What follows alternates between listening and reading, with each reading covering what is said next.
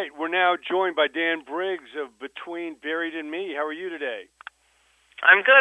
How about you? Oh, doing fantastic. Excited about the new album and everything coming out.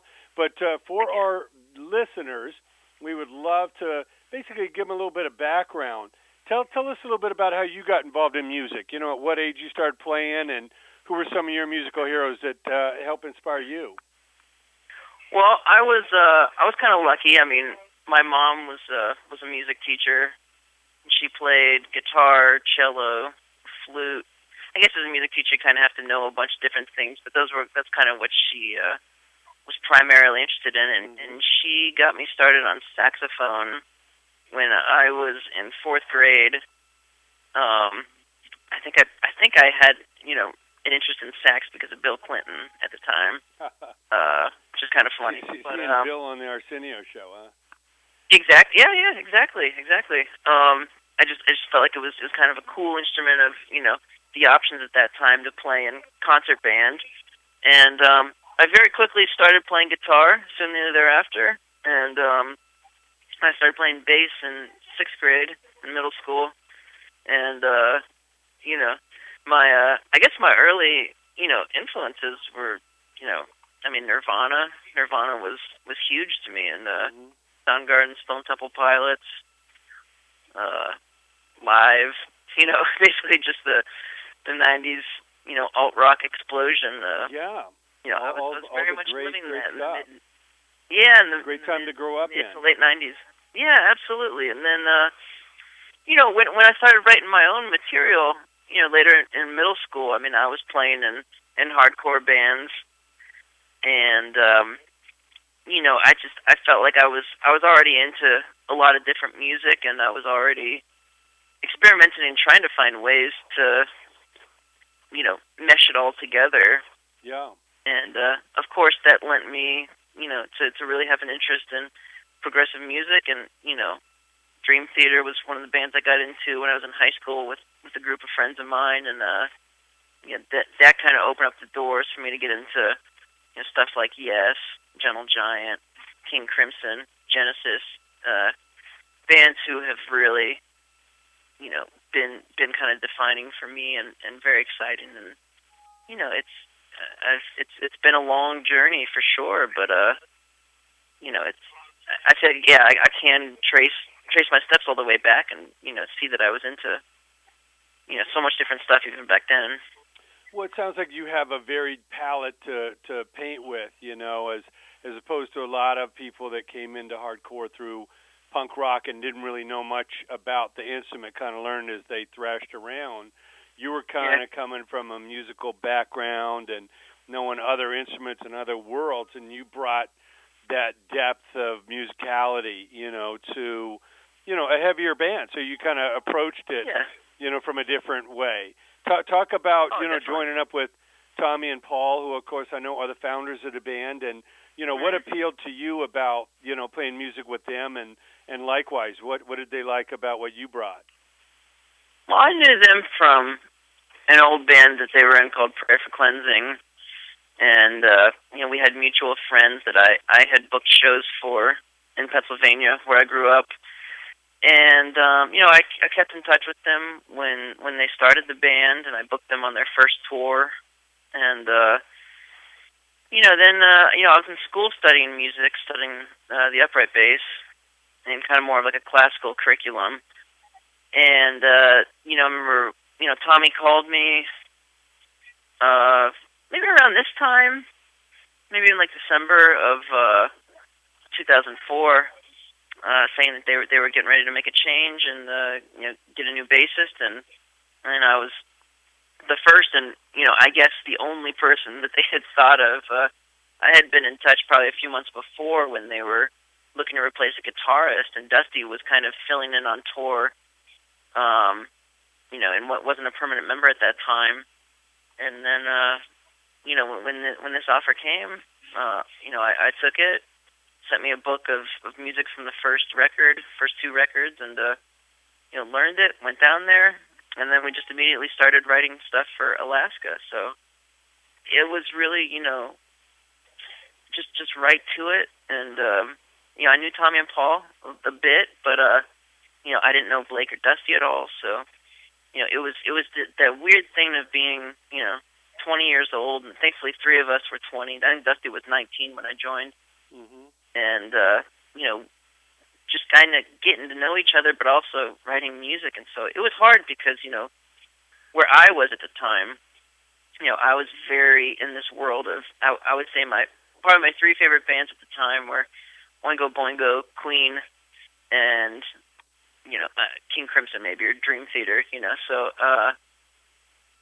that was stuff that I was very excited about, and that I was the music that I was writing was definitely influenced by stuff like that. Very very quirky stuff mixed with very very intense instrumental sort of feeling music. And so you hear those bits on Alaska, and that influence came in, but that was what was so tough was we'd be in a room together, and there'd be just these myriad of riffs from such a wide spectrum, and some of the stuff was new for Between the Buried and Me sound, and thankfully everyone was receptive, and that plus 2 years of touring on Alaska really prepped us for doing Colors, for doing everything in the future, which is basically like operating on the same page and just being really excited about stuff. Alaska was really kind of trying stuff out, and I mean that was a little over 10 years ago now.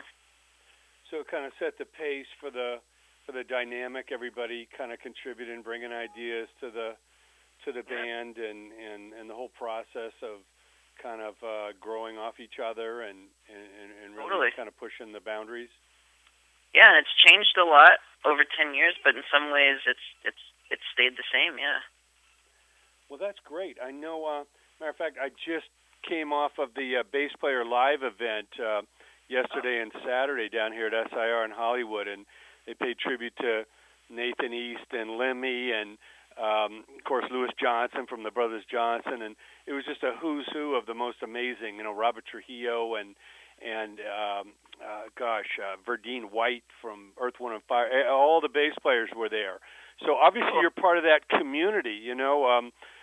There's the metal community, but also there's that bass brotherhood. It's a different kind of instrument than a keyboard or a guitar. What do you feel as far as that kindred spirit and sharing ideas and learning from some of these great bass players?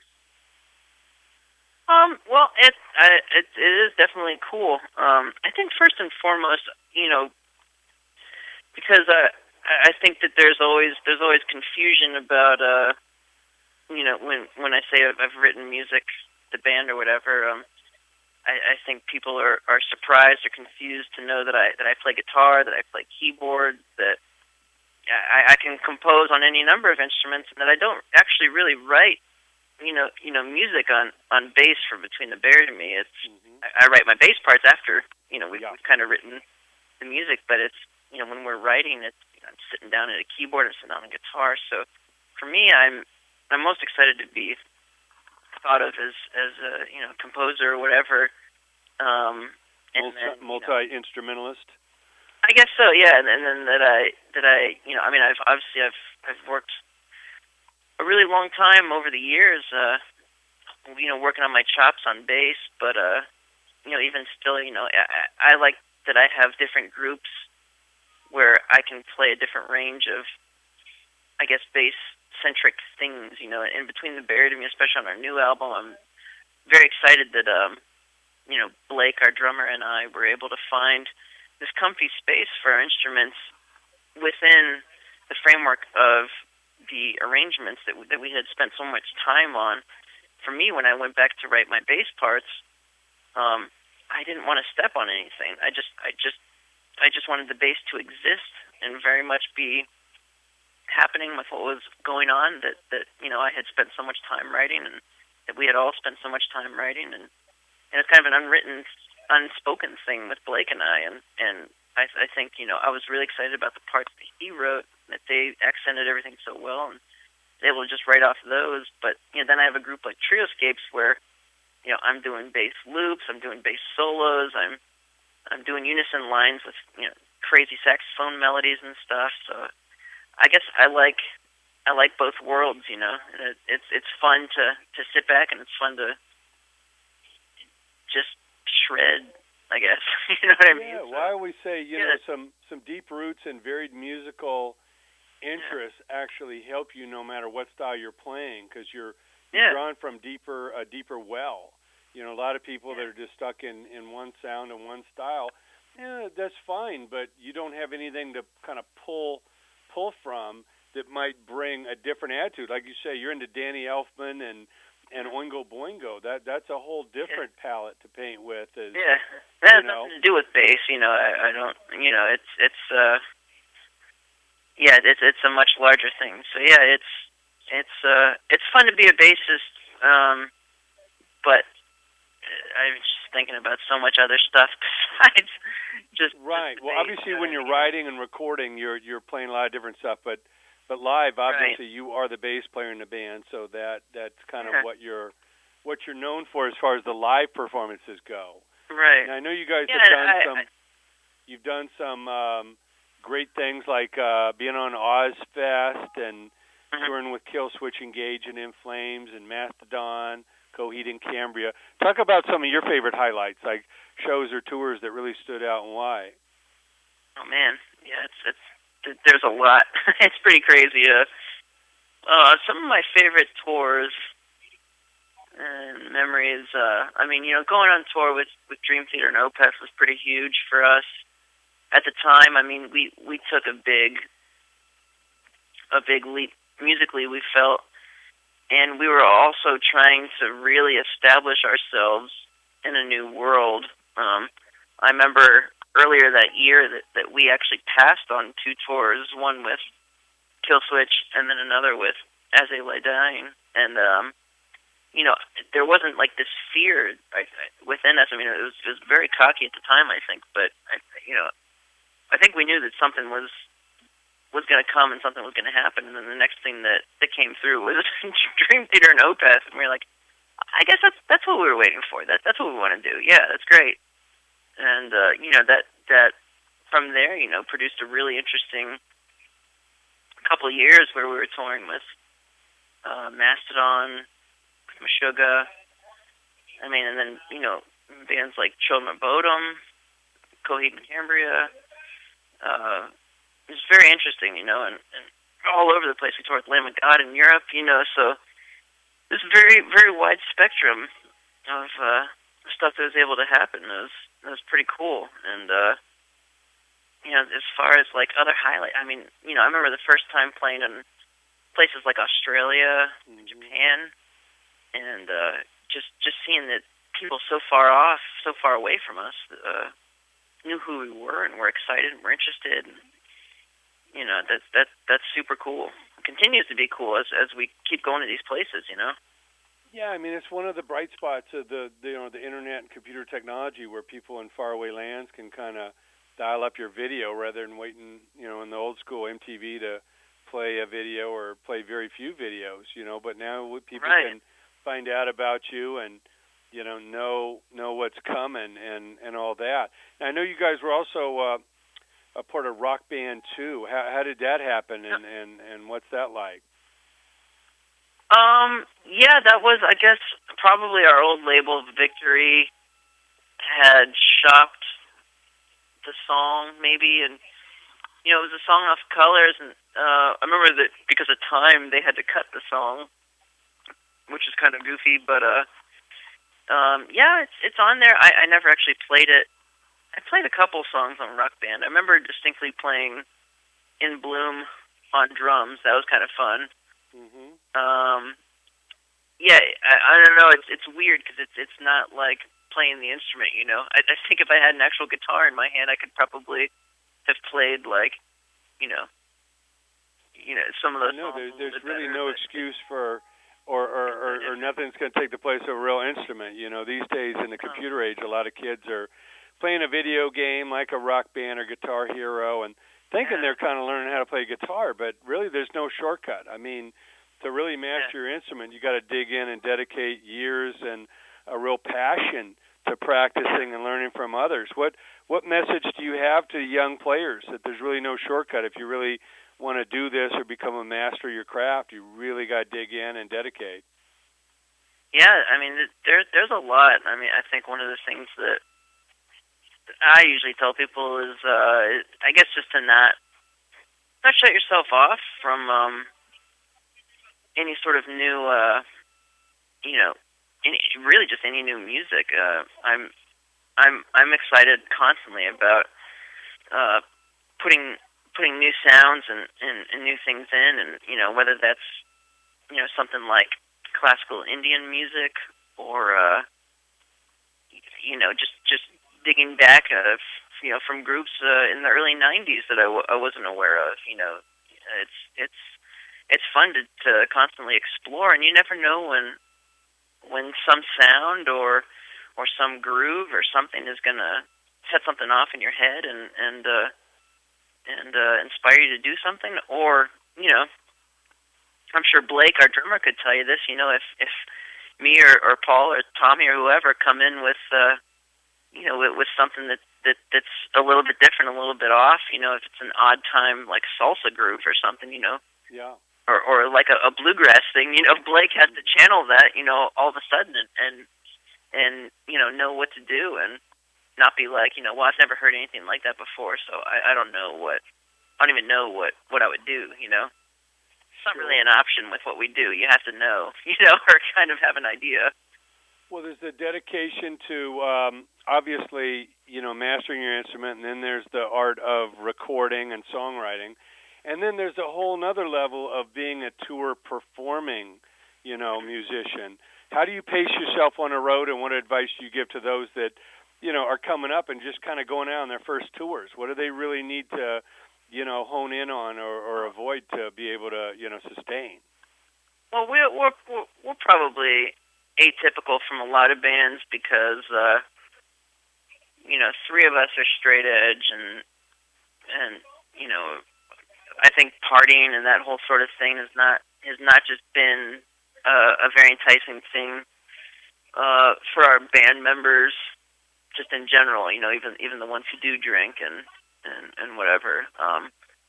So for us, it's we're very serious about playing the music, and there's a long warm-up process that happens for some of us before we play, and that kind of hasn't changed over the years. And in this band in particular, what we're trying to do is just perform our songs note for note, exactly as kind of how the arrangements are. There's not a lot of wiggle room, and I think we pride ourselves night to night, doing it, playing the songs exactly how we wrote them. And it's fun to write music, thinking about what it'll be like to play it live. And well, you're kind of like an athlete, then. You really take it seriously as far as preparing for the game and being, sober and focused and kind of pacing yourself to sustain all the travel and the waiting and the preparation. Yeah.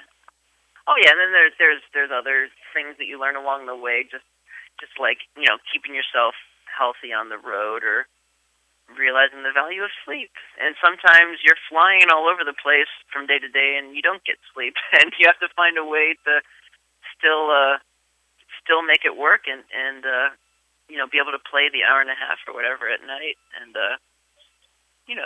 caffeine helps. Sure. And but it's all about pacing and balance. Yeah. I think for us, first and foremost, it's just the touring aspect of it. There is still a great adventure element, but for us, it's the work. It's the job. Being at home writing music and being creative and exploring. In that regard, that's fun. That's a lot of fun. And playing music live is still fun, but the act of being on tour, that's the job. So you gotta approach it like that. Yeah, it's a lot of work. Now, I know on the album The Anatomy Of, you guys had the, pleasure of going back and covering some of your influences from Metallica, King Crimson, Pantera, Queen, Pink Floyd, Counting Crows, Soundgarden, Motley Crue, Smashing Pumpkins. What was that like, and what was the impetus to start that project? Again, it was our old label Victory's idea. I think they just asked us if we would be interested in doing something like that, and we were. And I remember we sat at our engineer Jamie King's old place, and I think we had burnt some CDs at the time of like a bunch of stuff, and we just sat around, and I think there was some that all of us threw out and agreed on immediately, like Soundgarden, Queen, Pink Floyd, stuff like that. And then there was stuff where, maybe when I showed everyone Three of a Perfect Pair, I think that was the first time the other four guys had probably heard that song by King Crimson, and that was exciting. And then Tommy wanting to do Depeche Mode, Paul wanting to do Blind Melon. That was really cool. It was neat to be able to sit around and play some of that stuff for some people for the very first time, maybe hearing those songs. And it's funny because some people that album has really resonated with, and it's helped them get into new artists and stuff. For us, we didn't even play the songs together. We just we kind of learned them on our own, and and there, we didn't do a lot of discussing, like, okay, for this one, we're gonna make it heavier, we're gonna go more in this direction. I think it would have been fun to do now, and to have really tried to make the songs more our own. We were playing Bohemian Rhapsody on the last couple tours we did, and that was basically an arrangement that we did, trying to make it feel more like ourselves. We want to do the full song, we want to do the opera section, but we're not going to do the opera section like the record, and so we tried to make it be kind of zany and off the wall, like a Between the Buried and Me song would be. And so that was something that was really fun. So it would be fun to revisit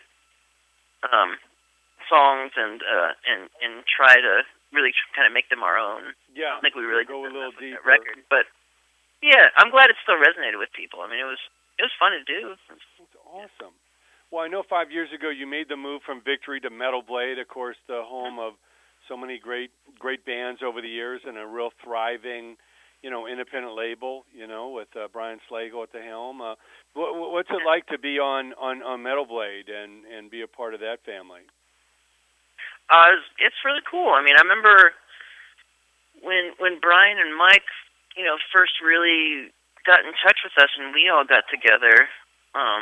We went out to dinner at P.F. Chang's before a show, and no one even mentioned a contract or future. What do you guys want to do? There was nothing. Remember we sat at dinner, and I remember having conversations with Brian and Mike about like Porcupine Tree and Rush, about sports, about football, and just it was just they're just big fans. I mean, big music fans, or big sport fans to some degree, and that was cool. So we really didn't have any sort of relationship, over at Victory. It was it's basically being fed a bunch of just a bunch of pump you up bullshit, like, oh, you guys are going to be the biggest band in the world, and, yada, yada. And we're just like, okay, like, did you hear this 15-minute long song we wrote? Like, I don't know. Like, yeah, I mean, there's like, whatever, like, that's cool, and at the end of the day, it's about relationships. It's about, people understanding each other, giving them the space to do what they do, and not, overinflating something. Right, and Brian and Mike, they understood what we came from, and I think they were excited about what our band could be. I mean, the very first thing we did together was the Parallax EP, and right off the get-go, they were like, "We want to get you in the studio with David Bottrell." His credits are like, Tool, Peter Gabriel, Silverchair, King Crimson, all these bands, and we're like, "Yeah, that sounds awesome." And it wasn't like we were trying to bail on our guy, Jamie King. When Jamie found out, he was like, finally, you guys are like going, he's been trying to push us onto someone else for years, and we were like, okay, like we're gonna try it, you know. And it was great that they had that much faith in us, and it was funny because that thing didn't actually end up working out. We ended up remixing the album with Jamie, and we've done every other record with Jamie ever since. But still, it was great that, you know, Metal Blade were kind of like had this vision of like what our band could be, you know. And I think in the couple releases we've done, you know, I think we've probably exceeded that, you know. Yeah, well, it's always exciting to experiment. Sometimes you got to take risks to know what works and what doesn't. If you stay complacent and keep doing the same thing, you can never really grow. Oh yeah, and they don't hear, you know, the album until we turn in the masters, and they don't pry. I mean, you know what I mean? Like they just want to. Yeah, they surround you with the tools and then leave you to doing what you do best.